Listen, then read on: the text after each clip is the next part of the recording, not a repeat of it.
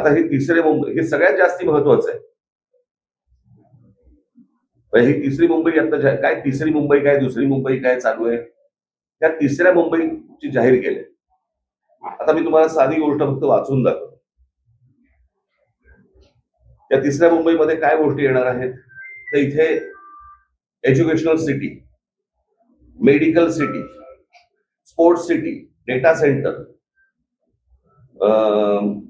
Global capability centre, संशोधन संस्था आणि बीकेसी पेक्षाही मोठं व्यावसायिक केंद्र उभारलं जाणार आहे. आंतरराष्ट्रीय विद्यापीठ, जागतिक तंत्रज्ञान कंपन्या आणि उच्च मूल्य सेवा उद्योगांना आकर्षित करण्याचा प्रयत्न सुरू आहे. म्हणजे इथे कोण तिसऱ्या मुंबईमध्ये तुम्हाला काय आणायचंय हे महाराष्ट्राला माहिती आहे का?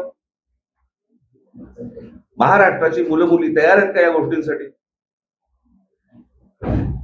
म्हणजे आपल्याकडचा जो कोणी शेतकरी आहे, आपल्याकडचा जो कोणी जमीनधारक जो आहे, तो फक्त माझी जमीन मालक एवढाच राहणार आणि त्याच्या समोर ही तिसरी मुंबई उभी राहणार, ह्याला काही करायचंय ते, आणि तो फक्त बघत राहणार.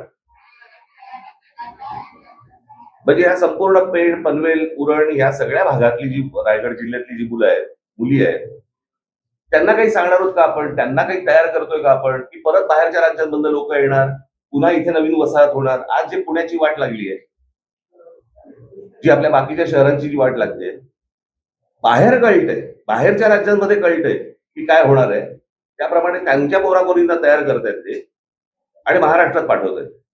आणि आमच्या महाराष्ट्रातल्या मुला मुलींना काही माहित नाही की इथे काय होणार आहे, काय घडणार आहे. त्यांना कोणतीही गोष्ट सांगितली जात नाहीये की बाबा तुम्ही कुठच्या गोष्टींच्या तयारीला लागा, आपल्याकडे काय गोष्टी येणार आहेत, काही माहिती नाहीये.